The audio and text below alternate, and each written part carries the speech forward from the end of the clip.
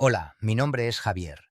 Estoy aquí en el canal El Comentario realizado y dirigido por Agustín Sancho Cubero para contar mi historia. Nunca pensé que me vería en esta tesitura, sentado frente a un micrófono, desnudando mi alma de esta manera ante un montón de desconocidos. A mis 70 años, uno piensa que ya lo ha visto todo, que el pescado está todo vendido y que los fantasmas del pasado se han cansado de arrastrar sus cadenas por los pasillos de la memoria. Pero no es así. Los fantasmas no se cansan nunca. Se quedan ahí, agazapados en la penumbra, esperando a que te quedes solo, a que el silencio de la casa sea tan denso que puedas cortarlo con un cuchillo, para recordarte exactamente quién eres y qué hiciste cuando la vida te puso a prueba y decidiste mirar para otro lado. Llevo cargando con un peso insoportable demasiadas décadas. Es una mochila llena de piedras que me ha ido encorvando la espalda, no por los años, sino por la culpa. Una culpa sorda, constante, que te corroe por dentro como el ácido y que no te deja respirar ni en los días más luminosos. La gente me ve por la calle y piensa que soy un anciano entrañable, un jubilado tranquilo que pasea al perro y compra el pan por las mañanas.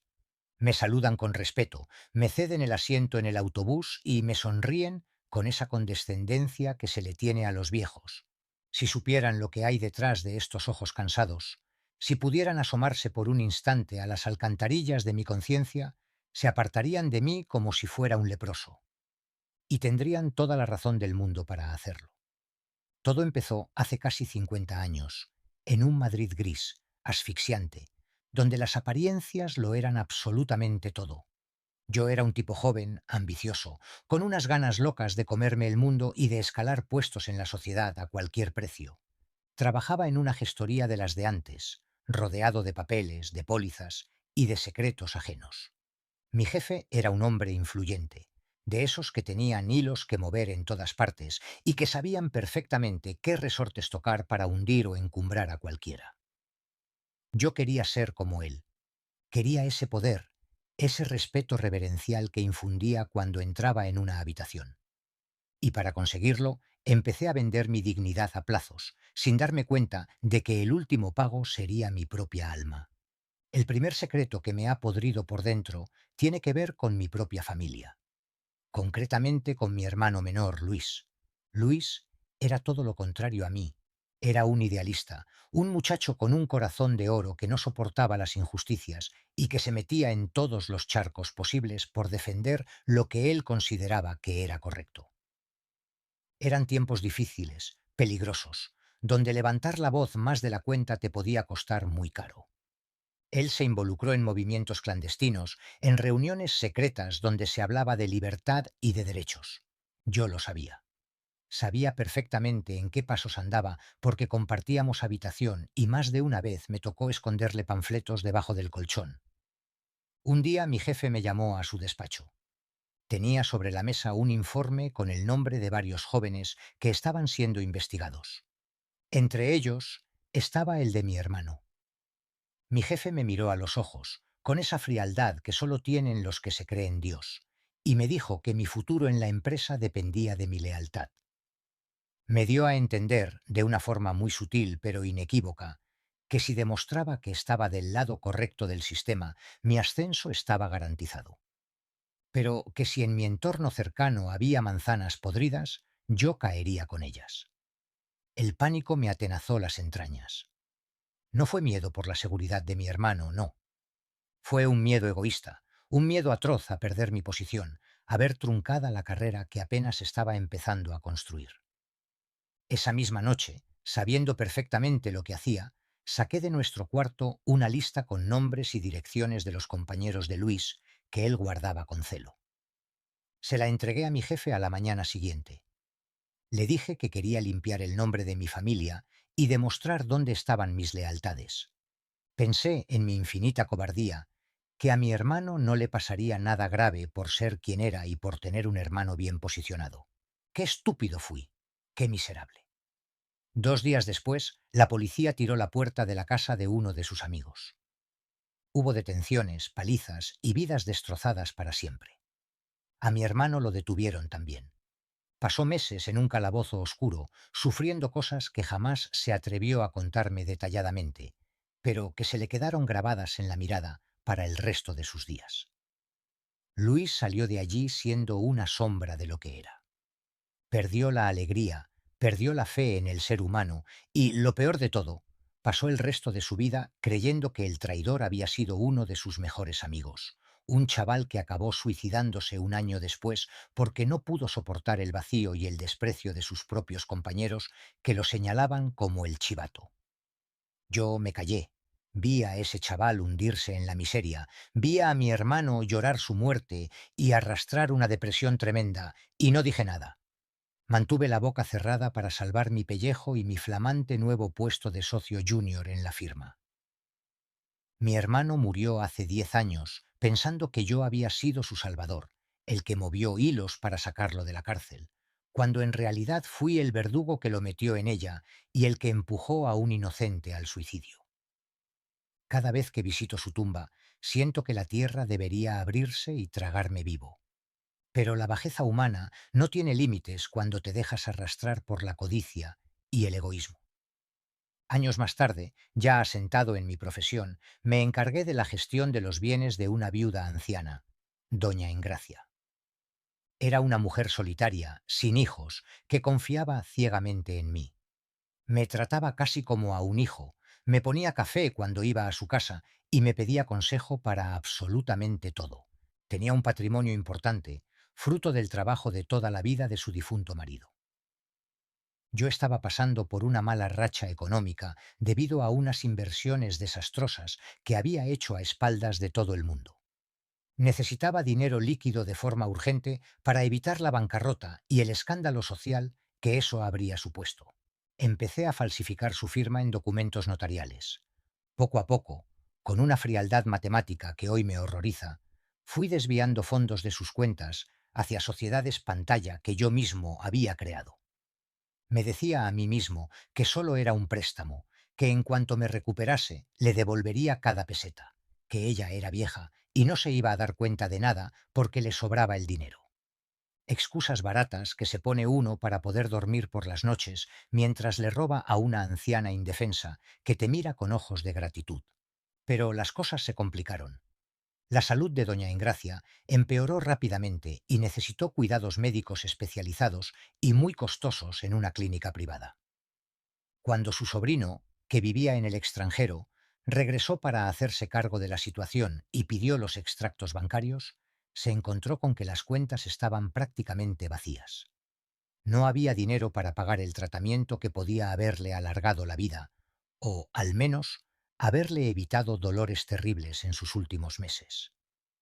Tuve que urdir una red de mentiras aún más compleja, culpando a un supuesto empleado de la gestoría que ya no trabajaba con nosotros, destruyendo pruebas y manipulando los archivos para salir impune.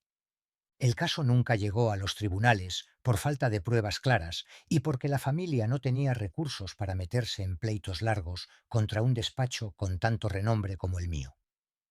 Doña Engracia murió en una cama de un hospital público masificado, sin las atenciones que su propio dinero le habría garantizado, creyendo hasta el último suspiro que yo había hecho todo lo posible por salvar su patrimonio.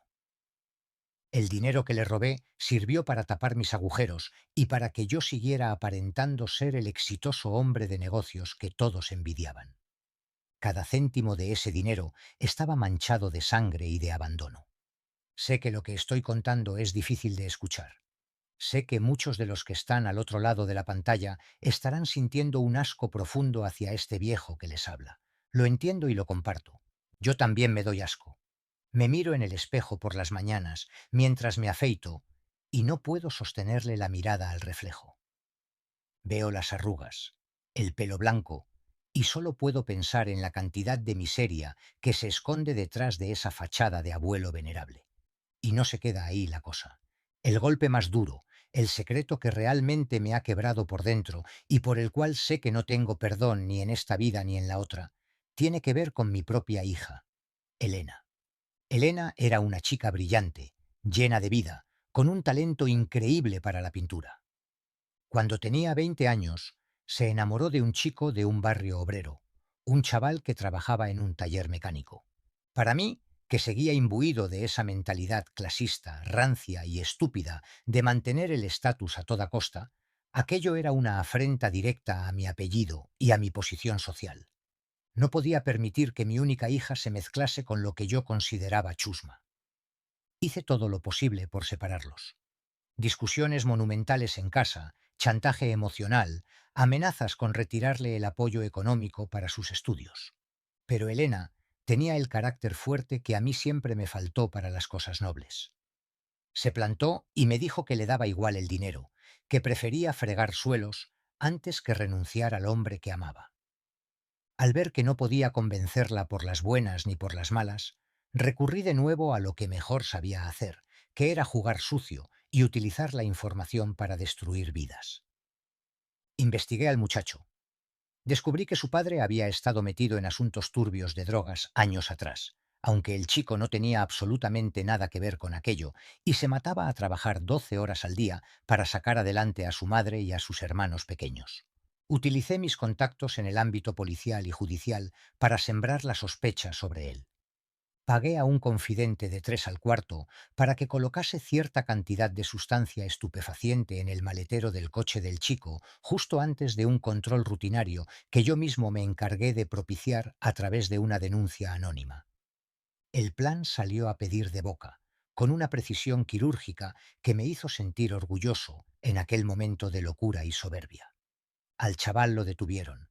Fue a juicio y, con los antecedentes de su padre y las pruebas falsas que yo había ayudado a colocar, lo condenaron a una pena de prisión. Elena se quedó destrozada. No se lo podía creer. Ella sabía que él era inocente, pero todas las pruebas oficiales decían lo contrario. Yo me presenté ante ella como el hombro compasivo sobre el que llorar, el padre protector que le decía que el mundo era un lugar oscuro y que la gente no era lo que parecía. La convencí para que se fuera hasta estudiar fuera de España, a París, supuestamente para ayudarla a superar el bache y a olvidar aquel trago tan amargo. Lo que no preví, porque la maldad te vuelve ciego ante las consecuencias más obvias, fue el nivel de desesperación de mi hija. En París, sola, consumida por la culpa de haber dejado aquí a su novio en la cárcel y por la tristeza profunda que la embargaba, Elena empezó a descuidarse, a no comer, a entrar en una espiral de autodestrucción de la que no pudo salir. Un viernes por la noche, hace ya 25 años, recibí la llamada que ningún padre debería recibir jamás. La policía francesa me comunicaba que mi hija se había arrojado desde el balcón de su apartamento en el sexto piso. No dejó nota, no dejó explicaciones. Solo un lienzo pintado completamente de negro. Fui a París a recoger su cuerpo. Recuerdo el frío de la morgue, el olor a desinfectante y la rigidez de las manos de mi niña, esas manos que tenían que haber pintado cuadros maravillosos y que estaban allí, inertes, por culpa de los delirios de grandeza de su padre. En ese preciso instante, frente al cadáver de mi hija, todo el edificio de mentiras, de éxito social y de dinero que había construido a lo largo de mi vida se derrumbó por completo.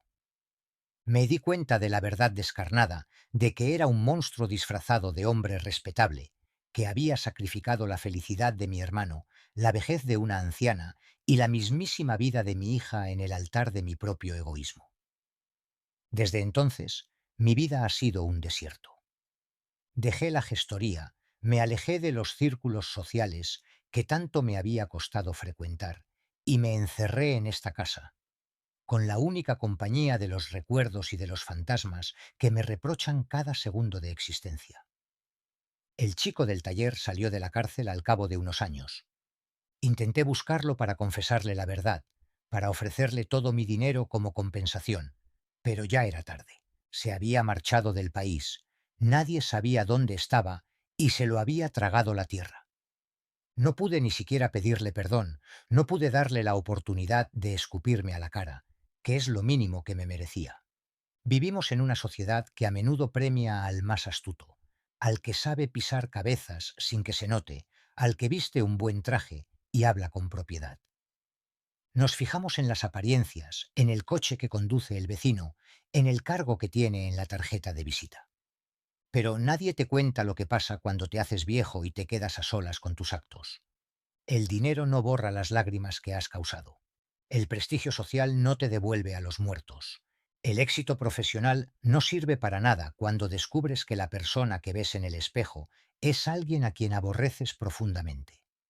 He pasado los últimos 25 años de mi vida intentando hacer obras de caridad, donando dinero a causas anónimas, ayudando en comedores sociales, intentando de alguna manera absurda equilibrar una balanza que sé perfectamente que está rota para siempre. No hay redención posible para mí. No busco el perdón de nadie porque yo mismo soy incapaz de perdonarme. Sé que cuando me llegue la hora, que ya no debe de estar muy lejana, me iré de este mundo sin paz, con el alma rota y con la certeza de haber sido un pésimo ser humano, un hermano traidor, un profesional ladrón y un padre asesino. Si estoy contando todo esto hoy aquí, en este espacio, no es para aliviar mi conciencia, porque sé que este dolor no se va ahora a aliviar con palabras. Lo hago porque creo que es necesario que la gente entienda de una vez por todas que los actos tienen consecuencias reales, duras y permanentes, que la ambición mal entendida te deforma el alma hasta dejarte irreconocible, que cuando decides mirar para otro lado ante una injusticia, o cuando eres tú el que la provoca para obtener un beneficio propio, estás firmando tu propia sentencia de muerte en vida. No juguéis con las vidas de los demás. No creáis que por tener poder o dinero sois inmunes al remordimiento, porque el remordimiento llega siempre, tarde o temprano, y cuando llega se instala en tu casa y ya no se marcha jamás hasta que te mete en la tumba. Esta es mi verdad, descarnada, sin paños calientes ni excusas. Esta es la historia real de Javier, un hombre que lo tuvo todo según los estándares del mundo y que en realidad lo perdió todo porque no supo valorar lo único que realmente importaba, que era el amor de los suyos y la propia dignidad personal. Ahora que todo está dicho, que las cartas están sobre la mesa y que no me queda nada por ocultar, solo me queda esperar a que el tiempo termine de hacer su trabajo conmigo. Agradezco profundamente este espacio que se me ha brindado para poder hablar sin censuras y con total libertad. Es fundamental que existan lugares donde se pueda profundizar en la realidad humana, por muy dura, incómoda y dolorosa que ésta sea, sin caer en el sensacionalismo barato ni en el juicio rápido. Por eso, os animo a suscribirse al canal para que propuestas tan necesarias y valientes como esta puedan seguir adelante y llegando a más personas que necesitan escuchar verdades como puños.